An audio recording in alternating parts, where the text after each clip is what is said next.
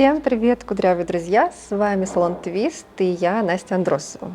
Подписывайтесь на наш канал, ставьте лайки и не забудьте комментировать видео, нам так будет интереснее снимать продолжение. А сегодня мы с вами будем говорить про вечную тему всех кудрявых людей, про кудрявый метод, да, с чего вообще все начинается, зачем это нужно, кому, для чего. В общем, видео для новичков, я надеюсь, вам будет интересно и полезно, потому что я постараюсь вам максимально просто рассказать вам про этот подход к уходу за волосами. Итак, начнем с азов. Кудрявый метод, по-английски curly girl метод, пришел от нас из Америки. Его придумала стилист Лоррейн Месси. Я думаю, если вам будет интересно, можете почитать ее историю в интернете. Не буду на этом останавливаться. Этот метод описывает несколько шагов, которые важно соблюдать для того, чтобы ваши кудри из пушистого нечто превратились в красивые волны или завитушки. На самом деле, я тут хочу немножко сказать о том, что правила кудрявого метода подходят не только кудрявым и волнистым волосам. Вы тоже должны взять себе на заметку, потому что базовые принципы, не считая укладки, они очень классно подходят и прямым волосам, да, потому что смысл кудрявого метода – это правильный уход, увлажнение ваших волос. Прямые волосы тоже нуждаются в правильном уходе. И многие девчонки, и мальчишки, девчонки и мальчишки, которые переходят на кудрявый метод, замечают, что качество их волос становится лучше. Они перестают сечься, ломаться, там длина отрастает, если до этого не росла. Надо гораздо меньше манипуляций каких-то с волосами проводить, поэтому в целом, если на начальном этапе кудрявый метод может казаться вам каким-то замороченным сильно, то через несколько месяцев вы понимаете, что на самом деле ваша жизнь стала гораздо проще. О чем в первую очередь нам говорит кудрявый метод? Да? Это о том, как правильно мыть и увлажнять свои волосы. Что важно? Выбирать правильно шампунь. В классическом кудрявом методе вас, скорее всего, попросят отказаться от агрессивных шампуней, от сульфатов и так далее. Но, естественно, мир идет вперед, и сейчас уже во всех кудрявых салонах вам не скажут: отказывайтесь от сульфатных шампуней, нельзя ими пользоваться. В принципе, шампунь может быть любой. Если вы только начинаете, можете не менять свой шампунь, пусть он будет таким, как он есть. Это не самое главное. Шампунь должен просто помыть нам кожу головы. Если у вас нет проблем с кожей головы, тогда не думайте о шампуне. Дальше, вот это очень важно. Важно правильно увлажнять волосы. Бальзам — наше все, скажем так, бальзам и вода. Вот вы просто должны запомнить раз и навсегда, что вода, она нужна нам для увлажнения. Вот мы хотим пить, пьем воду. То же самое. Мы хотим увлажнить волосы, мы даем им больше воды. Конечно же, без бальзама никуда, потому что волосы наши гидрофобны, да, и просто так водичка туда очень сложно проникает, поэтому нам нужны бальзам или маски, в общем, что-то кремообразное, чтобы вода вместе с бальзамом соединились и проникли внутрь. И тогда мы получим классное увлажнение. Очень важно правильно наносить бальзам на волосы. Быстренько расскажу, как это делается, чтобы вы дома смогли уже попробовать. Очень важно наносить бальзам на мокрые волосы. Да? То есть, наверное, вы привыкли видеть на баночках, которые вы покупаете, там, отожмите волосы, нанесите бальзам, подождите, смойте. Так мы не делаем. Мы, наоборот, мочим волосы очень хорошо, то есть после шампуня должны быть очень мокрые. Я обычно беру по прядям, потому что все волосы не очень удобно увлажнять. Обычно все происходит вниз головой, я прям даже могу показать. То есть я где-то встаю вот так вот так распределяю волосы свои по кругу от затылка до затылка и начинаю вот по таким прядочкам беру и начинаю прочесывать. Прочесываю. Руками. Обычно руками. Вы можете взять расческу, если вам будет так удобнее, но на самом деле руки – наше главное средство вообще при укладке, при прочесывании, при всем. Вот, поэтому берем немного бальзама, немного. Это важно. Много бальзама нужно только волосам, которые там, очень-очень жесткие, очень-очень кудрявые, там афроволосы, например. Вот тогда да, бальзама можно не жалеть. Но если у вас средняя густота или там умеренная густота, не надо бухать на себя кучу бальзама. Он может утяжелить, и вообще это пустая трата ваших денег и средств. Чтобы волосы хорошо распутывались, надо добавлять к бальзаму много воды. Прям берете прядочку, намочили из душа, ее начинаете с бальзамом прочесывать, добавляете воду, прочесываете, добавляете воду. Я прям, когда дома прочесываю волосы, каждую секунду прям мочу, прочесала, намочила, прочесала, намочила. Таким образом, у вас бальзам будет быстрее работать, волосы будут быстрее распутываться. Нам нужно вот в этом процессе довести ваши волосы до таких склизких, гладких прядей, как будто вы только что макароны сварили, и вот они такие склизкие. Обычно так все в кудрявом методе и сравнивают свои волосы с вареными макарошками, чтобы все лучше понимали, как это вообще выглядит. Да? Прям сопливые волосы у вас должны получиться. Тогда это значит, что вы хорошо увлажнили их. Да? То есть всю голову проделали. Это не должно занимать у вас много времени. От 5 до 15 минут. 15, если у вас много волос, там, они длинные. У меня лично это занимает где-то до 10 минут. Хотя я голову мою раз в 5 дней примерно, иногда и реже. У меня нормально держится укладка, и поэтому мне нет надобности мыть чаще. И я вот раз в эти 5 дней трачу на распутывание своих волос не больше 10 минут. Так что если у вас больше выходит, что-то тут надо посмотреть. Да? Только если у вас афро, я пойму, тогда, конечно, на это реально уходит много времени. В общем, вот это вот самый, на самом деле, важный момент в кудрявом методе, когда вы только начинаете правильно увлажнить волосы на этапе нанесения бальзама. После этого, на самом деле, когда вы только начинаете, можно уже дальше ничего не делать, но я вам так и быть расскажу, что можно попробовать еще. Мы смываем бальзам, лучше смыть. Потому что есть правило такое в кудрявом методе классическом, что мы оставляем что-то на волосах. На мой взгляд, лучше смыть, чтобы не переутяжелить волосы, и нанести какое-то несмываемое средство. Да? Что это может быть? Это могут быть крема, гели, пенки, спрей, что угодно. Это отдельная тема для видео, для продвинутых.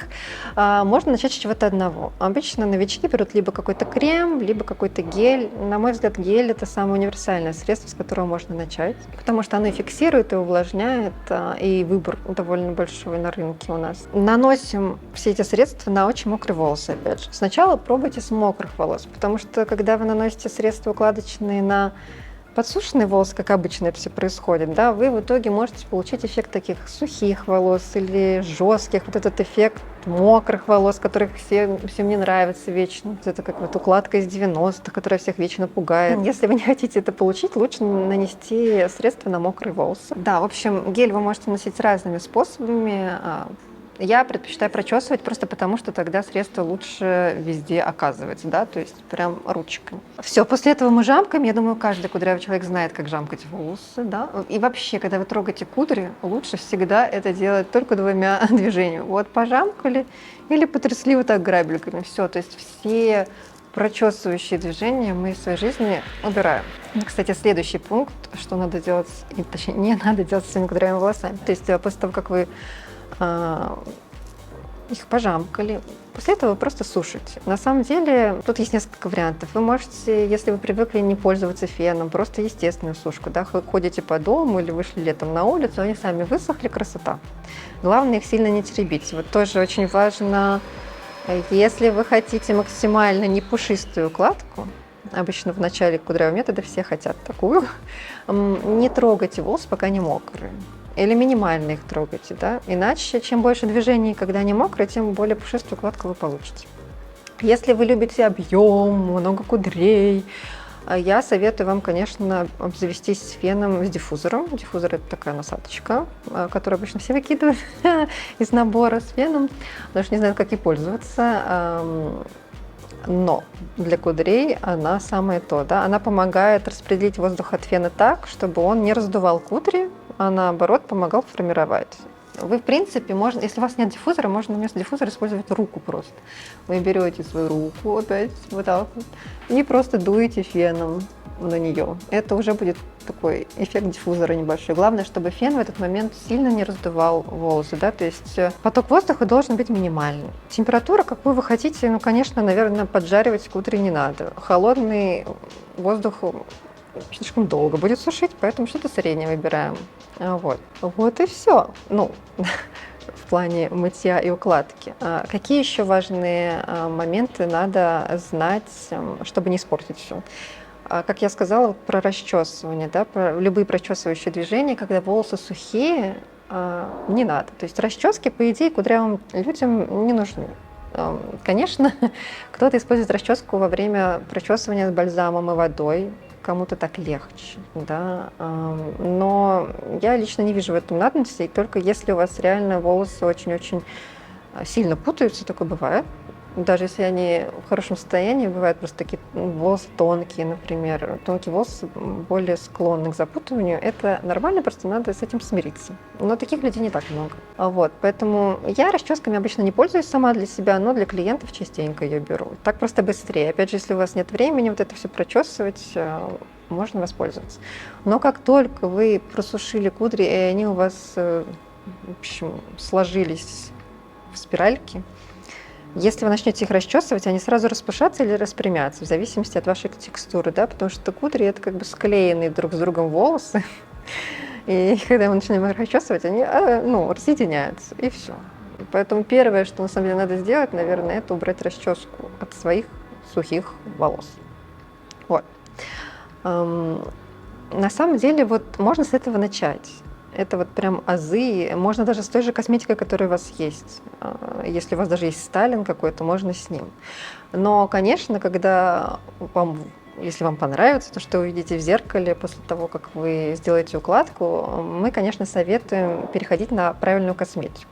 Да, потому что да, увлажнение мы берем от бальзама и воды, но бальзам тоже должен быть хороший. Да. Мы, конечно, как обычно все кудрявые там эксперты, советуем пользоваться более натуральной косметикой, да, то есть мы не советуем косметику, в которой есть силиконы, например, потому что силиконы, они создают просто красивый вид, но они обычно не увлажняют, не способствуют увлажнению. Как бы, в более продвинутом кудрявом методе есть варианты, когда вы используете средства с разным составом, если вы знаете, как это все работает, что на что там влияет. Но для начала я бы посоветовала отказаться от них, от силиконов, да, потому что кроме того, что они не увлажняют по-настоящему, они еще могут немножечко кудри вытягивать из-за того, что утяжеляют завиток. Бывает такое. Поэтому, если вы только начали, лучше перейти на натуральную косметику. Мы, естественно, в Твиттере рекомендуем 2 бренда. Это Curl Rock'n'Roll и Be Curly. Там вы можете не думать и не смотреть на составы, просто взять банку, которая вам понравится, и использовать. Там все составы точно проверены. Так что рекомендую. Ну и в конце, конечно, можно еще заботиться тем, чтобы прикупить себе нужный аксессуар. Начать можно с диффузора, естественно, да, если вам нравится объемная укладка. А потом я еще рекомендую поменять полотенце, да, вот когда перед тем, как сушить волосы, да, вот вы все нажамкали, все нанесли, было бы неплохо промокнуть волосы, потому что иначе они будут слишком мокрые. Мне, например, не нравится, когда с меня течет вода, вот, поэтому я обычно промакиваю волосы, и чаще всего мы советуем полотенце из микрофибры. У нас у всех дома обычно махровые полотенца. В целом ничего ужасного не будет, если вы будете пользоваться ими, но они обычно вытягивают больше влаги из волос, чем надо, и укладка может получиться более пушистой. Хотя, например, когда я оказываюсь где-то не дома, там, в отеле, еще где-то, махровые полотенца нормально тоже заходят. Но вот так, если потом захотите проверить и сравнить, лучше все-таки из микрофибры. Я еще очень советую спать на шелковой наволочке, потому что она сохраняет ваши кудри во сне, они меньше пушатся. Ну, на мне это работает. Что еще хорошего из аксессуаров у нас есть? Можно еще, но это тоже не для новичков и не для ленивых, можно использовать зажимы для прикорневого объема, там афропики. Ну, в общем, это давайте оставим на следующее видео. Если мы говорим про начало кудрявого метода, этого достаточно. Вот, поэтому, да, все просто. Шампунь тот же самый. Главное правильно увлажнить волосы с бальзамом и водой, прочесав их до состояния вареных макарошек. Потом воспользоваться стайлингом, чтобы закрепить это увлажнение внутри. То есть на самом деле вы можете не использовать стайлинг. Такое тоже может быть, но с укладочными средствами ваши кудри продержатся дольше, да, потому что без стайлинга они быстрее распушатся или распрямятся. Итак, добавляем, значит, стайлинг, да, который фиксирует нам увлажнение в волосе. После этого аккуратно сушим, да, это может быть естественная сушка или с помощью фена и диффузора. И все. А потом вы уже смотрите, надо вам косметику менять, не надо вам аксессуары покупать, не надо. Это уже более продвинутый уровень. И самое главное, ребята, не забывайте, что расчесывать кудри точно не надо, чтобы не стать пушистыми. Хорошо? Итого у нас получается целых 6 шагов, но очень простых. Вообще-то 4, 4 главных и еще 2 дополнительных шага к тому, чтобы ваши кудри всегда смотрелись хорошо на кудрявом методе. Я надеюсь, что у вас все получится. Главное, мне очень хочется, чтобы вы понимали, что кудрявый метод это не сложно, потому что с обилием информации в интернете может казаться, что это так. Но при прослушивании этого видео я надеюсь, что вы поймете, что можно обойтись малыми усилиями, и прямо сейчас после этого видео пойдете в ванну и попробуйте себя пожамкать, увлажнить. И если у вас все получится, и даже если не получится, пишите нам в комментарии под этим видео. Мы вам обязательно поможем и проконсультируем, если что. Так что ждем ваших результатов и до скорых встреч!